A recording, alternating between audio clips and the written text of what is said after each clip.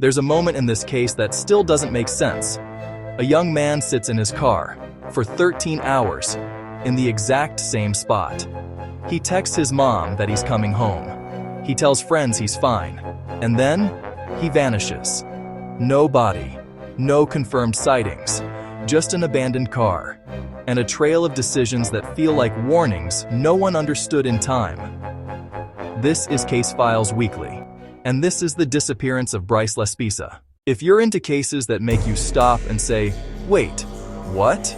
you're in the right place. New cases every week. Subscribe to Casefiles Weekly, because this story gets stranger the deeper we go. Bryce Laspisa was 19 years old. By all accounts, he was intelligent, social, and close with his parents. In 2013, Bryce was living in California, attending Sierra College near Sacramento. His parents lived in Illinois, and Bryce was supposed to drive home to visit them. But something changed.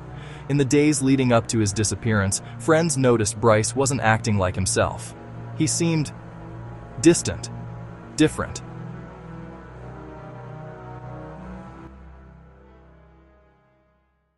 On August 27th, Bryce told his parents he was driving to visit them in Illinois, but instead of heading straight home, Bryce ended up making decisions that still confuse investigators. At some point, Bryce was pulled over by police. He was not arrested. He was allowed to continue driving. Then, he stopped. He parked his car near a place called Castaic Lake in Los Angeles County, and he stayed there for hours. This is where the case becomes hard to explain. Bryce is in his car, not hiding, not running, not in the middle of nowhere, just sitting. During this time, he's in contact with his parents. He says he's fine. He says he's coming home, but he doesn't move. A roadside assistance worker reportedly speaks with Bryce and says he seems okay. Even the police check in at some point, and Bryce tells them he's just resting.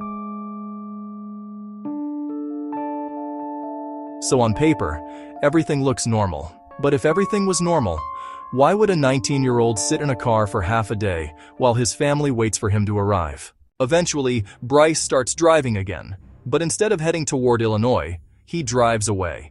Not long after, his car is found at the bottom of an embankment, crashed. The car is badly damaged, but Bryce is not there. Inside the vehicle, police find his laptop, his phone, his wallet, and other personal belongings, which is strange, because if you're running away, you usually take at least one of those things. This is the part that gives people chills. There were signs Bryce might have climbed out of the wreck. Blood? Minimal? Injuries? Possibly, but unknown. And then there's the location. Castaic Lake is massive, deep, dark. If he was injured and disoriented, he could have wandered into the wilderness, or into the water. Search teams looked. Dogs tracked scents. Helicopters scanned the area. Nothing. No body. No trail. Just absence. In cases like this, the theories split into three main directions. Theory 1. Accident plus exposure. Bryce survives the crash, wanders into the wilderness, and dies from injury or exposure. It's possible. But what's hard to accept is this. With so much searching, why was nothing found? Theory 2. Intentional disappearance. Some believe Bryce staged the crash to disappear on purpose, but then why leave behind his wallet and phone? Why call his parents repeatedly? And why wait in the car for 13 hours first? Theory 3. Mental health crisis.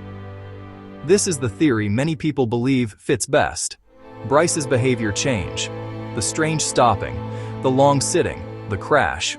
It could point to a breakdown, confusion, impulsive actions, detachment from reality. And if that's true, Bryce may not have been planning anything at all. He may have simply been lost. Most missing person cases have one clear moment where things go wrong. A last phone call, a suspicious person, a single mistake. But Bryce's case is different. It's not one moment. It's a chain of strange decisions. And the worst part? There are multiple points where someone could have stepped in and maybe changed everything, but nobody knew what they were looking at. To this day, Bryce Laspisa has never been found. No confirmed sightings, no evidence of a new identity, no remains, just a crashed car near a lake, and 13 hours of silence that no one can explain. So here's the question. Do you think Bryce disappeared on purpose? Or do you think this was a mental health crisis that ended in tragedy? Let me know in the comments. And if you want more cases like this every week, subscribe to Casefiles Weekly.